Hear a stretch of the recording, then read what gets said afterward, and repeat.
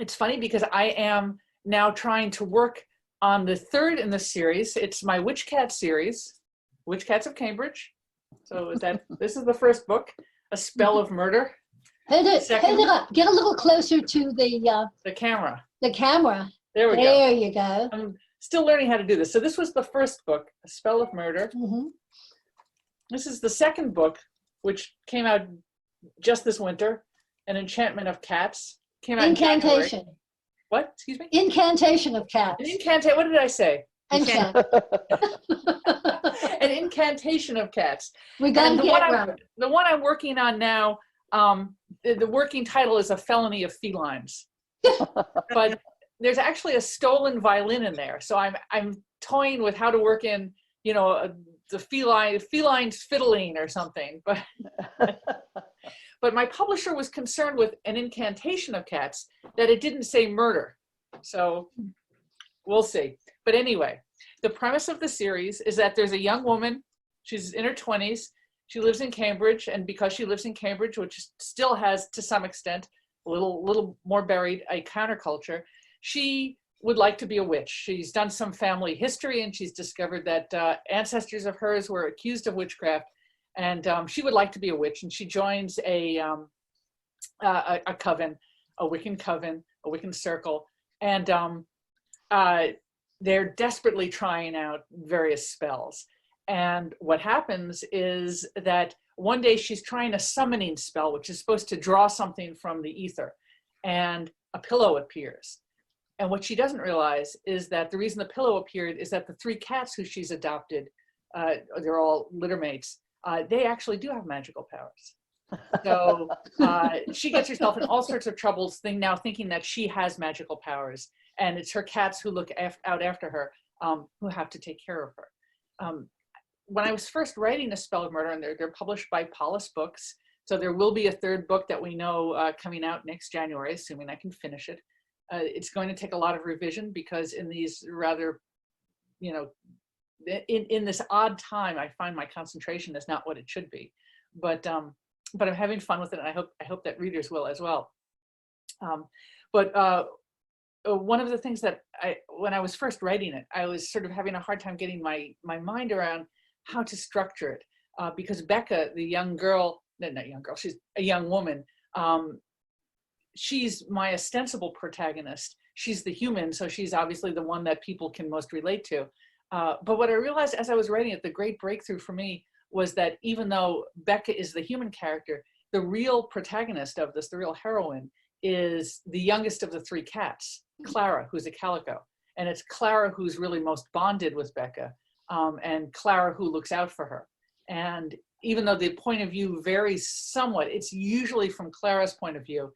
And she's the one who's really the heroine of this. So that was, for me, the key to getting into the series. And now that I'm in it, especially in these times, I'd really like to live in it a little bit more. So that's my Witch Cats of Cambridge series in a nutshell. I thought since you're here, I would read you the opening of Incantation, if that's acceptable. Sounds good. Yes, please. Okay. So the only problem with reading this aloud is that it is different voices. I hope I can make it work. And then I'd love to talk cats or magic or Cambridge or cozies or even the darker books that I also write. Okay, let's see if I can do this without mispronouncing more words. Chapter 1. Laurel always did like to pretend she knew best. Something's not right with this girl, the slender seal point sniffed, her chocolate brown nose quivering over the new client's glitter-flecked sneakers. Ked's high tops that still smelled of glue. They provided the only touch of light in the visitor's otherwise all-black outfit. She's trouble, I can tell. The newcomer, whose ragged raven bob matched her goth-style skinny jeans and oversized shirt, didn't seem to notice the curious feline inspecting her sparkly feet as she sprawled on the sofa. Instead, she remained absorbed in her phone as she waited for Becca, the apartment's human resident, to return. Laurel's 2 siblings, who had toys of their own, were not as oblivious. Well, of course. Harriet, Laurel's creamsicle older sister, didn't even look up from her post on the windowsill, where she lay preening her lush coat. If something wasn't wrong, she wouldn't be here. The self-satisfied half-purr in her voice was barely muted as she reached to groom the orange patch that spread across her broad back. That's our Becca's job, after all. Hush, please. Clara mewed softly from her seat on the dining table at the room's far end. The youngest of the three littermates, the plump Calico, was loath to interrupt her siblings. Although they were only minutes older, both Laurel, whose coloring revealed her paternal Siamese heritage, and the long-haired Harriet liked to assert their precedence. As the felines murmured quietly among themselves, their conversation taking place in tones beneath those of human hearing, Becca had reappeared, balancing a loaded tray. The sweet-faced young woman was settling the tray on a low table by the comfy, if worn sofa, and the little Calico didn't want to miss a thing. Here we go. Becca, whose own brown curls most resembled Harriet's lush fur, unloaded 2 mugs, a teapot, and a plate of cookies. Peppermint tea, she said, placing 1 mug before her distracted visitor. It settles the nerves, and besides, it smells nice. Thanks. The black-clad newcomer didn't look up as Becca poured the fragrant tea. No thanks, she added, face down, as her host held out the cookies. Something is wrong with her. Never one to turn down a treat of any kind, Harriet lumbered to her feet and launched herself onto the sofa, just as Becca replaced the untouched plate on the tray. She doesn't want cookies. I don't know if Becca can help her. Sorry. The thud of the marmalade cat landing next to her got the funereal newcomer's attention, and she had the grace to apologize as she tucked her phone into her jeans, a sheepish grin making her look suddenly younger. Close to Becca's own age of 26, or about 2.5 cat years, thought Clara as she made her own more subtle approach and sniffed the air. Something did smell off about the newcomer, something besides her somber attire on what was otherwise a bright autumn morning. As much as Clara didn't want to admit it, Laurel might be right. No problem. Unaware of her pet's concern, Becca perched on the armchair that faced the couch, notebook open and pen poised. Gaia, you said? Gaia Lindquist? A quick nod, her lips drawing in. Why don't we start with what brought you here today? The visitor exhaled noisily, staring down at the plate, eyes heavy with liner. Perhaps the cookies were to blame, Clara mused. Maybe the black-bedecked girl had an eating disorder she hoped Becca could help her with. Or maybe she was in mourning, the inky coloring all over her face signaling some kind of enchantment. Becca, the cat's person, had started advertising her services as a witch detective only a few months prior, but what that actually meant was open to interpretation. Does she think Becca can counter a spell? Clara pondered this with growing alarm as her older sister edged closer to the tray. I hope Becca hasn't promised that she can cast one. Harriet licked the nearest cookie, her tongue darting out as quick as could be, but still the visitor didn't react. When she finally looked up at Becca, the unpainted parts of her face were deadly pale. I think someone wants to use the craft against me, she said. Harriet paused, pink tongue slightly visible, as she and her sisters watched to see how their person would respond. Becca was a normal young woman, after all, despite Clara's secret belief that her person's diminutive stature hid a great spirit. But the good-natured brunette who opened their cans didn't respond with the promise of remedial witchcraft to the Calico's relief. Nor did she react with the kind of shock or horror or even disbelief that many of her peers would. Although her eyebrows rose slightly, she continued to write. Very well, she said to herself before addressing her visitor once more. And would you tell me how someone is attempting to use magic against you? With another nod, the young woman reached into her another pocket, extracting a plastic bag that she held up for display. This, she said, I found it in my mug. All 3 cats recoiled as the musty scent spread, and Laurel positively smirked. Becca, being more visually oriented than her pets, reached for the baggie and held it up to the light, examining the knobby root within. Do you know what this is? Turned it around, examining it, as Clara forced herself to move closer. It looks like ginger, or possibly ginseng. I wish, the visitor said with a dismissive snort. It's wolfsbane, monkshood, aconite. You sure? Becca took in her visitor, though whether her eyes had widened in skepticism or alarm, her cat couldn't tell. Of course. I'm studying to be an herbalist, and I know poison when I see one. The visitor clicked her tongue as if her profession was too obvious for words, showing off the glint of a tongue stud in the process. I work at Charm and Cherish. Of course, Becca mused. Clara knew her person had visited the little shop outside Central Square. Most recently, she had emerged with that pretty blue stone pendant she wore now. But even though the little Calico often tagged along after her person on her errands, she rarely accompanied her inside. Packed to the rafters, literally, with all things Wiccan, the tiny storefront always smelled too strongly of strange dried plants and scented candles for the sensitive feline's comfort. I knew I recognized you. That's how I got your number, the visitor went on. I saw your notice on the community board, the one about witch detective. I figure if someone's coming after me using the craft, you're the one who can help. Becca took a deep breath, and Clara, who loved her, could see the play of conflicting emotions across her face. I understand, she said at last. She spoke slowly as she searched for just the right words. And I have worked on several cases already, but this is serious. And this is more than a simple spell or hex. If you really think someone is trying to poison you, you really should talk to the police. And tell them what? That someone put a root in my mug? The visitor shook her jet black bob, revealing more metal up the side of her ears. No, someone is trying to use my own craft against me. I need another witch to help me find out who. I mean, I know wolfsbane is supposed to have medicinal purposes. I was reading up on it, but a whole root, if I'd swallowed any part of that, I'd be gone fast. So that's the first of 2 cases that Becca gets entangled in, and then her cats have to get her out of. And along the way, of course, they solve various crimes. And that's a taste of An Incantation of Cats. I enjoyed that book. Loved it. Thank you. Had a lot of fun with it. Thank you. These are fun. I find that, especially now when everything is so tense, I'm doing lighter reading, or I'm reading lighter books. I like a little bit of magic, a little bit of romance when that's possible. Just something that sort of takes you away. And these are really the ultimate escapist books. You know, my cats are as true to cats as they can be. I think that those of us who have pets often feel like our animals talk to us.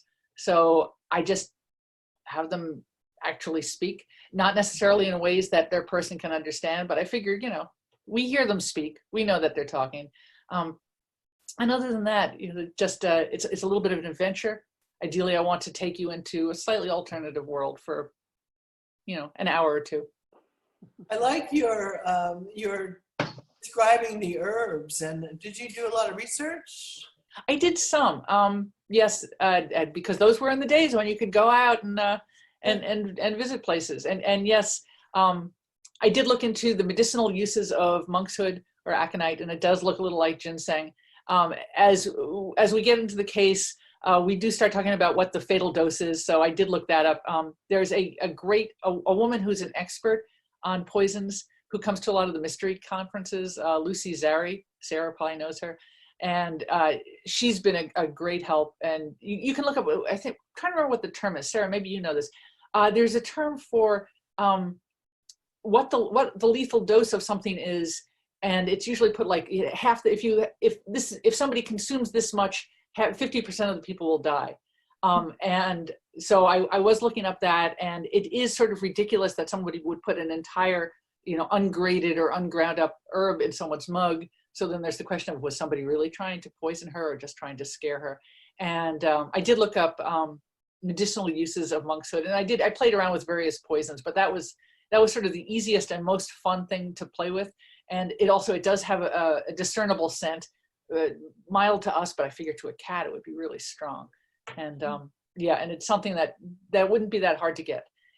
Monkshood or wolfsbane was used medicinally in earlier days in this country and by Native American people as well.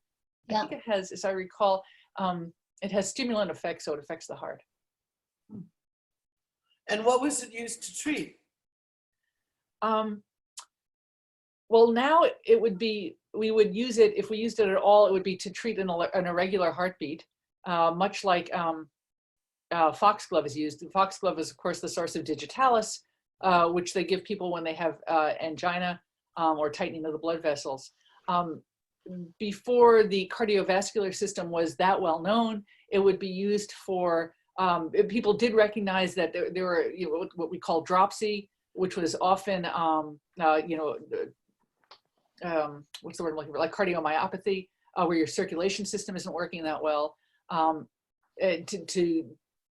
to stimulate the heart a little bit, stimulate the circulation. But obviously it has to be used very carefully. Did you do any research at the actual witch store in Cambridge? There was a store in Alston that I frequented. So I don't know if it's still there. Mm-hmm.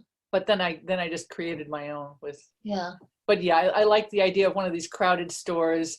where there's a counter, and most of their sales are little things like little teeny charms, and so they're under the counter. They have one or two big ticket items. They sell a lot of books. Half the books get more, leafed through than bought, so half the books for sale are dog-eared, and Yeah. it's a mix of there'll be there'll be statuettes of Bast next to statues of the Buddha, zodiac signs on the windows, which I think they actually, yes, they did. They put here. That was my one request with the title is I said there has to be, it can't just be a little shop. It has to have stuff on the windows. So we have little zodiac signs. I don't think you can really see that in the window. It's sort of a mix of everything from Eastern religions to Wicca to Native American, just sort of a hodgepodge because, here we lump it all together as exoticism. But I also find it kind of charming. Yep. I like the cats. The cats are very distinctive. I particularly liked Clara, whose magical power is she can go through doors. Yes. The three of them have, it appears that the three sisters, and as cats can, the cats all look different because they all have different fathers, which cats can do. They all have slightly different powers. And yes, Clara's gift is that she can go through solid objects, which, makes sense because haven't you always, if you have a cat, haven't you often been in a room with a cat or the cat suddenly disappears or, you can't find your cat? It's like, well, maybe they can go through doors. Maybe when you're panicked and you're convinced that the cat got out and then you find the cat just sleeping on the bed, maybe the cat wasn't there a few minutes ago. Maybe she just reappeared. But so yes, that's Clara's thing. Clara being a calico, also because of her mottled coloring, it's very easy for her to shade herself into invisibility. So she tends to follow Becca around.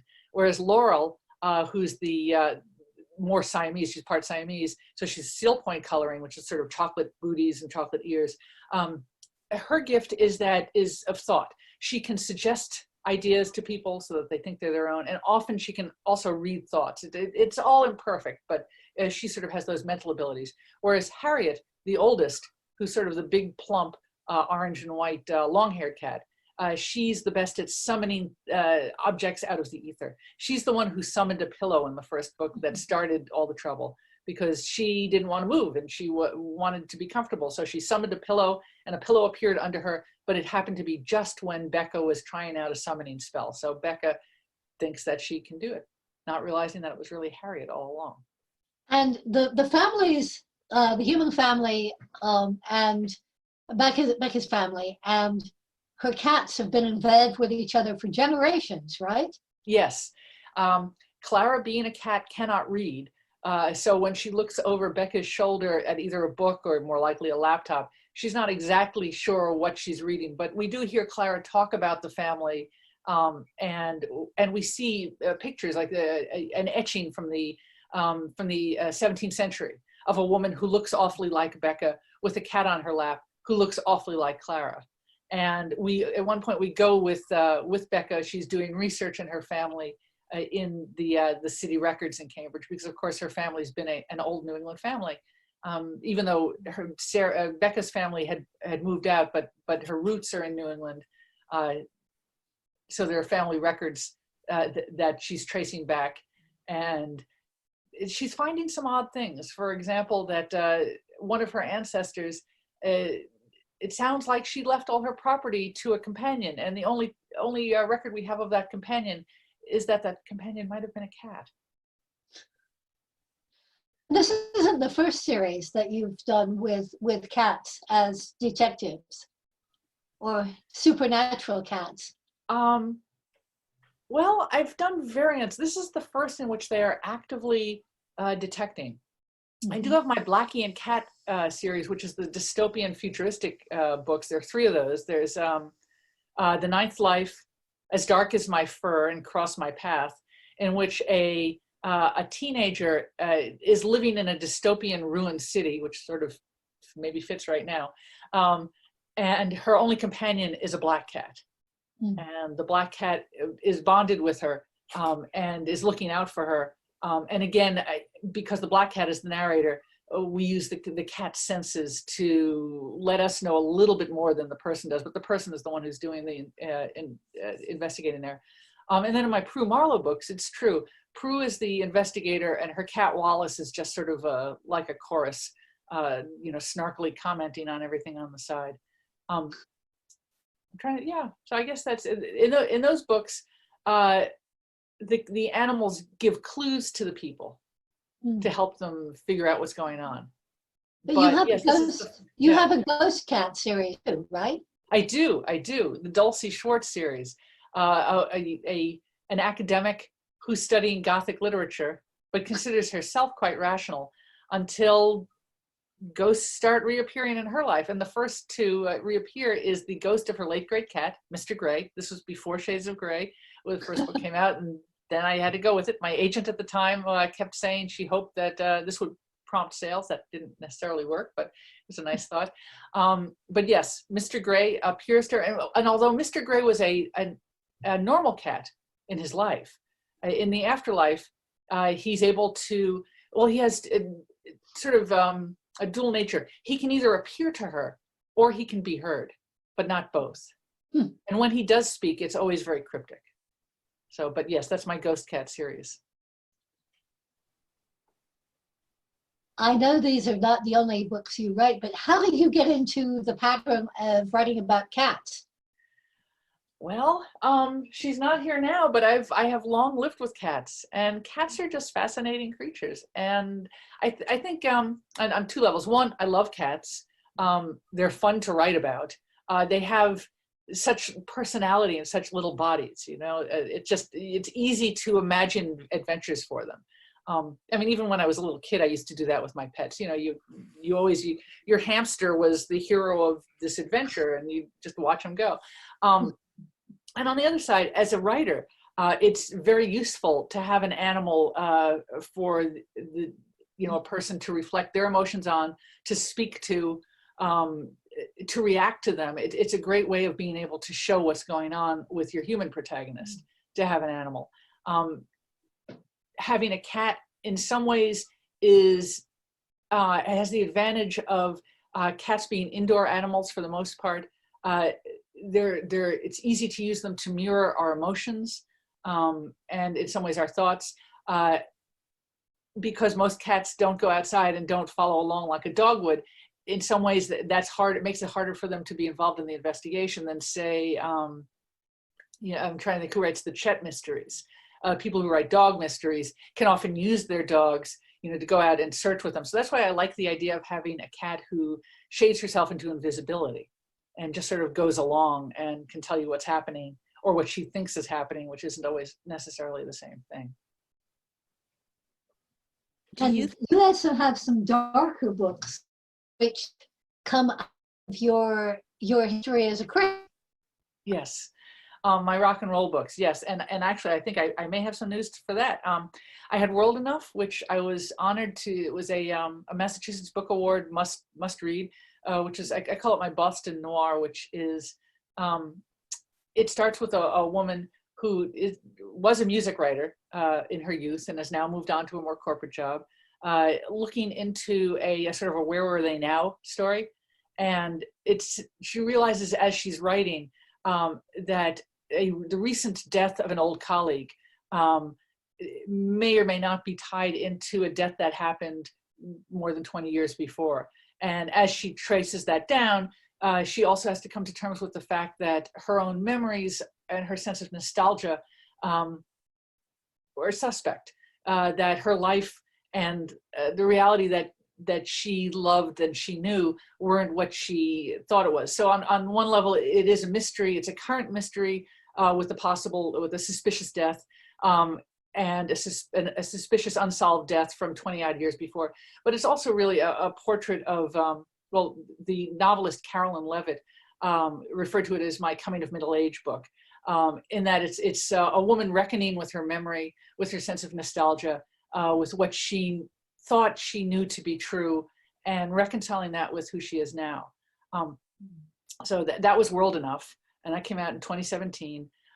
And it looks like it looks like I'm about to sign a contract, knock wood.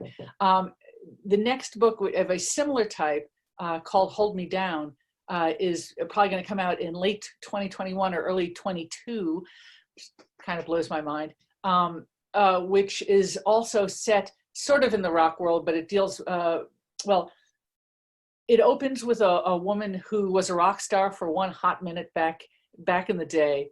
And she's been living in upstate New York, and she comes back to Boston to do a reunion benefit gig for the family of her former drummer who's died recently of cancer. And when she's playing, and the opening scene is when she's performing all the old songs, she looks out in the audience and she has what musicians call a memory slip, which she forgets her own song for a second.